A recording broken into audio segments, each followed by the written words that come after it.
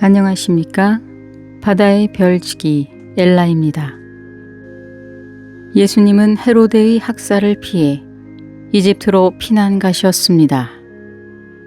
예수님은 이집트에서 어떤 어린 시절을 보냈는지 들어보시겠습니다. 죄 없는 아기 순교자들의 학살.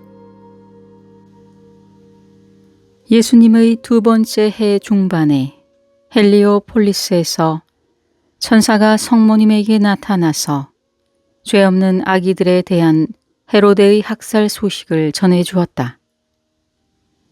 그녀와 요셉은 크게 괴로워했고 어린 예수님은 그날 하루 종일 울었다. 나는 보았다. 동방의 새 왕이 예루살렘으로 돌아오지 않았을 때에도 헤로데는 크게 불안해하지는 않았는데 당시 그는 가족 문제에 몰두하고 있었기 때문이다. 그러나 성 가족이 아기 예수님을 성전에서 봉헌했을 때 시메온과 안나의 예언에 대한 다양한 보고가 그에게 전달되자 그의 불안은 다시 되살아났다. 그 당시 성 가족은 나자렛에 있었는데 헤로데는 여러 가지 구실로 군인들을 길갈, 베들레헴, 헤브론과 같은 예루살렘 근처 여러 곳으로 파견하고 아기들에 대한 인구 조사를 하도록 명령했다. 그 일이 일어났을 때 세례자 요한은 2살이었고 한동안 부모님과 함께 집에 숨어 있었다.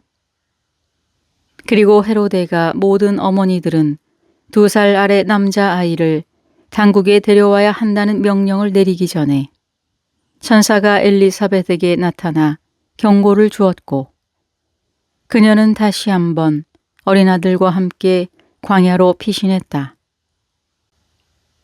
그때 예수님은 이집트에서 거의 18개월이 되었고 이미 뛰어다닐 수 있었다. 아이들은 7곳에서 학살당했다. 어머니들은 자녀를 출산한 것에 대해 보상해 주겠다는 약속을 믿고 여러 마을에 있는 관공서로 명조롯을 입은 아이들을 데리고 왔다. 남편들은 돌아갔고 군인들은 어머니와 아들을 분리하고 한적한 뜰의 벽 뒤에서 칼로 찌른 후 시신은 함께 쌓아 구덩이에 묻었다.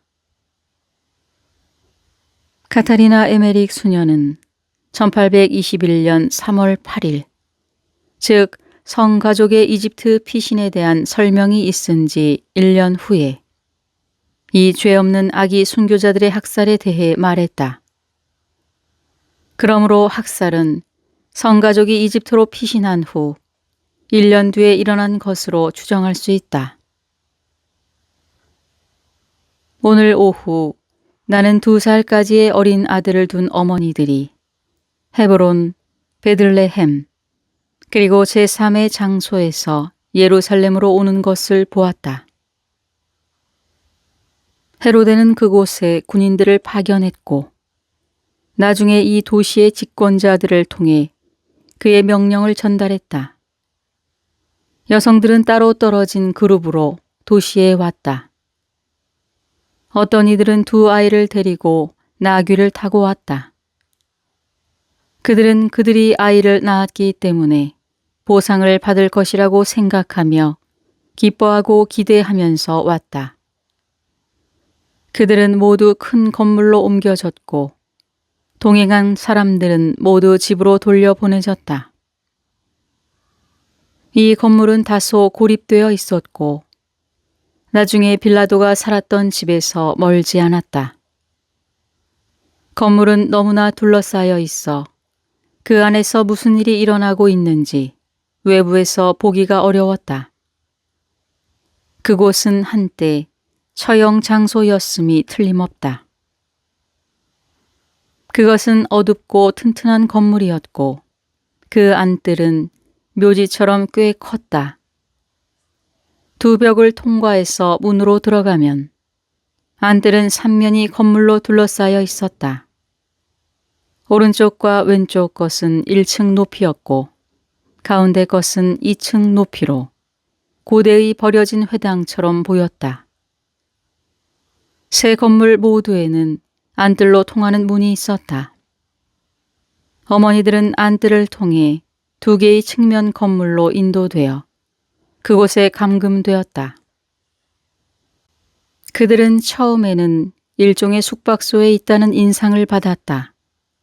하지만 그들이 감금되었다는 사실을 알자 그들은 놀라서 밤새도록 울고 신음했다.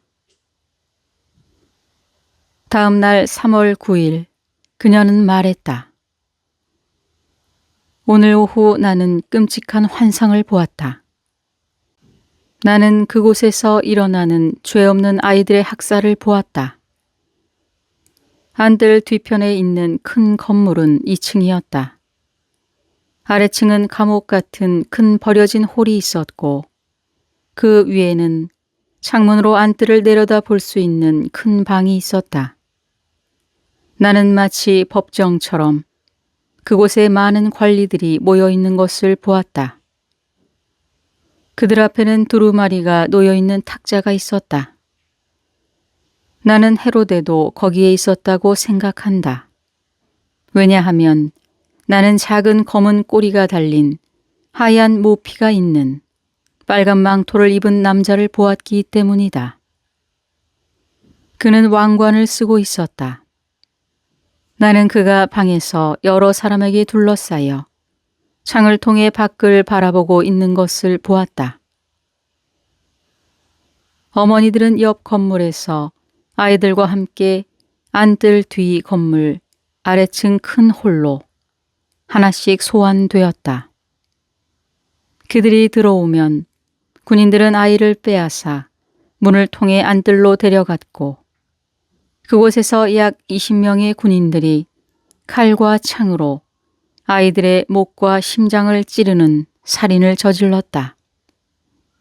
아이들 중 일부는 아직 포대기 띠에 쌓여 있는 젖먹이 어린애였다. 어떤 아이들은 술을 놓은 긴 옷을 입은 작은 소년이었다. 그것은 끔찍한 광경이었다. 학살은 저녁까지 계속된 것 같았다. 그 후 그들은 아이들의 시신을 한데 모아 안뜰 구덩이에 묻었다. 나는 그들의 숫자를 보았지만 확실히 기억하지 못한다. 700에 7이나 17이 들어간 숫자이다. 내가 본 것은 완전히 공포스러운 것이었다. 나는 그것이 어디에서 일어났는지 몰랐다. 나는 그것이 여기서 일어났다고 생각했다. 나는 깨어난 이후에 서서히 제 자신을 회복할 수 있었다. 이튿날 밤 나는 병사들이 어머니들을 집으로 돌려보내는 것을 보았다. 예루살렘에서 죄 없는 아기들이 학살된 장소는 훗날 법정으로 사용되었다. 그리스도가 죽으셨을 때 나는 죄 없이 학살당한 아이들의 무덤이 침몰되는 것과 그들의 영혼이 나타난 후 그곳을 떠나는 것을 보았다. 이집트에서 성장하는 어린이 예수님. 1년 반 동안 헬리오폴리스에 머무른 후 성가족은 일감이 없고 여러 가지 핍박 때문에 도시를 떠나야 했다. 그들은 멤피스 방향으로 남쪽으로 이동했다. 그들이 헬리오폴리스에서 멀지 않은 작은 마을을 지나 이방신 사원의 현관에 앉아 쉬고 있을 때 우상이 쓰러져 산산조각이 났다. 그것은 소의 머리에 뿔이 3개 있고 몸에 재물을 태울 수 있는 구멍이 있었다. 이로 인해 이방신 제사장들 사이에 소동이 일어났는데 그들은 성가족을 붙잡아 위협했다. 제사장들이 함께 논의하고 있을 때 그들 중 한 명이 그들의 조상이 이스라엘 백성을 핍박했을 때 닥친 재앙과 이스라엘 민족이 이집트를 탈출하기 전날 밤에 어떻게 그들의 첫 아들이 죽었는지를 상기시키면서 이 백성의 하느님께 순종하는 것이 현명하다고 생각한다고 말하자 그들은 그의 충고를 따라서 성가족을 괴롭히지 않고 풀어주었다. 성가족은 멤피스의 맞은편 나일강 동쪽 강둑이 있는 트로야로 향했다. 그것은 큰 마을이었지만 지저분했다. 성가족은 그곳에 머무를 생각을 했지만 그들은 성가족을 받아주지 않았다. 실제로 그들이 마실 물도 주지 않았고 대취하자 몇 개도 주지 않았다. 멤피스는 섬들이 있는 매우 넓은 나일강의 서쪽 강둑에 있었다. 도시의 일부는 동쪽 강둑이 있었고 파라오 시대에는 정원과 높은 탑이 있는 큰 궁전이 있었는데 파라오의 딸은 탑 위에 올라가 풍경을 바라보곤 했다. 나는 키 큰 갈대 밭에서 아기 모세가 발견된 곳을 보았다. 멤피스는 나일강의 양쪽에 하나씩 그리고 바빌론이라고 불리는 세 개의 다른 도시로 구성되어 있었다. 바빌론은 동쪽 제방에서 더 하류에 있었는데 실제로 파라오의 시대에는 헬리오폴리스, 바빌론, 멤피스 사이의 나일강 주변 전체 지역이 운하, 건물 및 석조 제방으로 덮여 있어 모두 하나로 이어진 도시를 형성하는 것처럼 보였다. 하지만 지금 성가족이 방문했을 때에는 그 사이가 큰 폐허가 된 공간으로 모두 분리되어 있었다.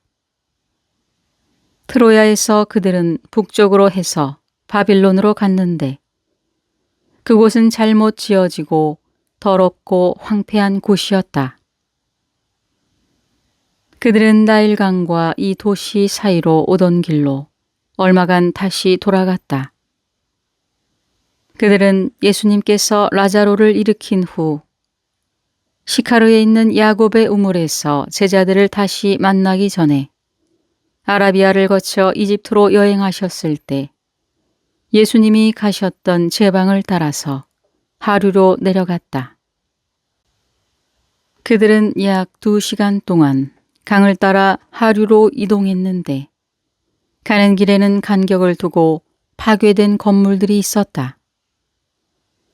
그들은 작은 강이나 운하 같은 것을 건너야 했는데 그 당시의 이름은 기억할 수 없지만 훗날 그것은 마타레아라고 불렸으며 헬리오폴리스 근교에 있었다. 강 안으로 돌출되어 나와 있는 양쪽 면이 물인 이 지역은 매우 황폐했다. 흩어져 있는 건물은 대부분 야자나무와 두꺼운 진흙으로 매우 부실하게 만들어져 있었으며 지붕은 갈대로 덮여 있었다. 요셉은 이곳에서 집을 고치고 개조하는 많은 일을 했다.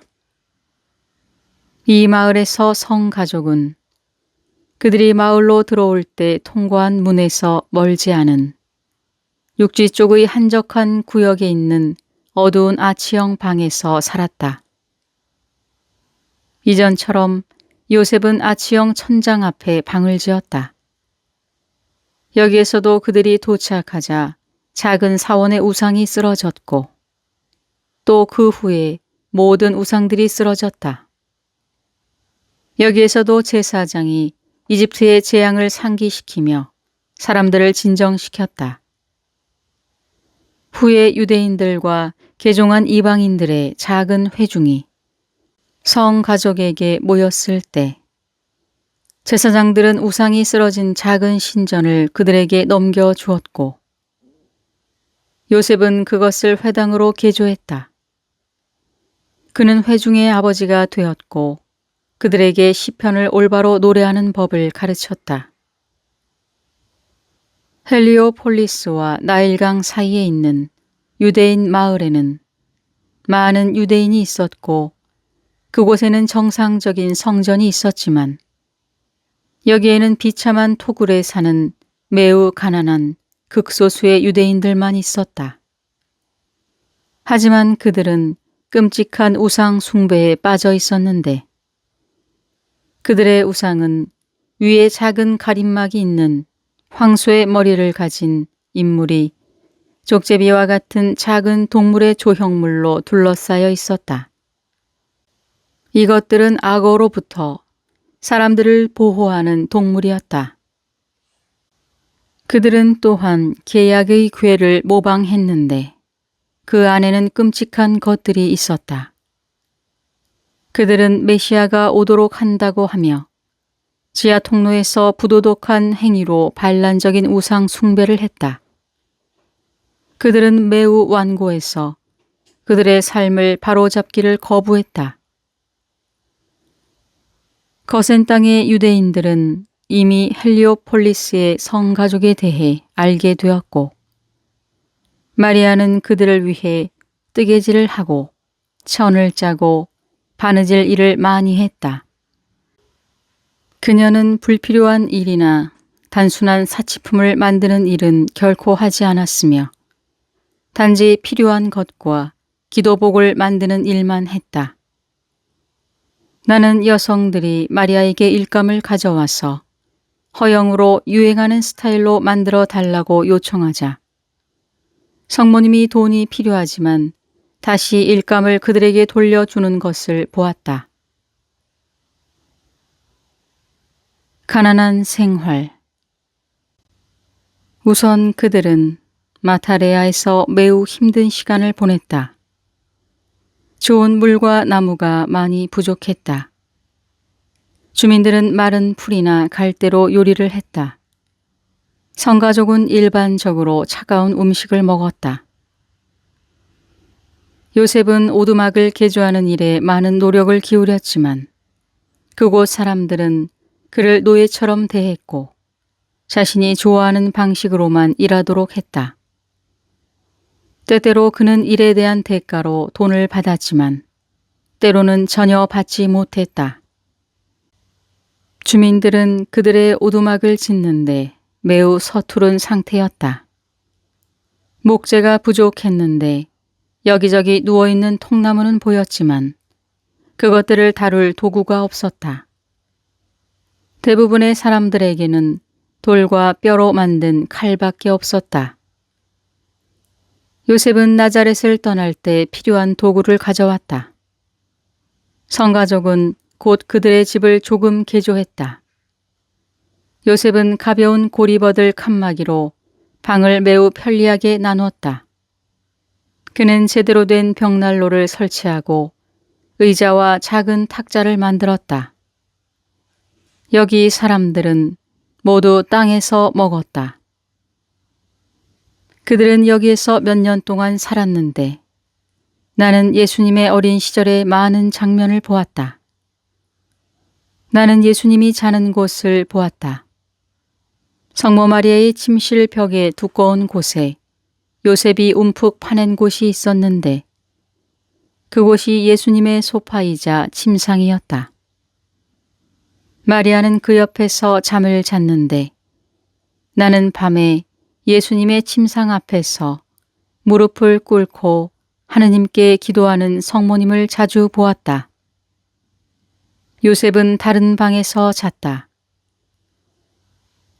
나는 또한 요셉이 그들의 집에 만든 기도하는 장소를 보았다. 그것은 별도의 통로에 있었다.